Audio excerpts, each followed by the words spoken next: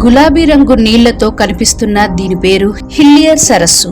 దీన్ని bubblegum lake అని కూడా పిలుస్తారు. ఇది పశ్చిమ ఆస్ట్రేలియాలోని దక్షిణ తీరంలో ఉంది. అక్కడి గోల్డ్ ఫీల్డ్ ఎస్పెరెన్స్ ప్రాంతంలో రీచర్చే ద్వీప సమూహంలోని మిడిల్ ఐలాండ్ లో ప్రకృతి సిద్ధంగా ఏర్పడింది. దీని పొడవు 600 మీటర్లు, వెడల్పు 250 మీటర్లు.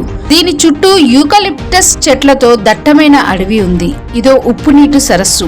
ఉనాలియన్లో సాలినా అనే ఆల్గే వల్ల దీనికి ఈ రంగు వచ్చింది. గులాబీ రంగులో ఉండే ఈ సరస్సులో నీటిని ఏదైనా పాత్రలోకి తీసుకున్నప్పుడు కూడా అలాగే మారకుండా ఉంటుందట.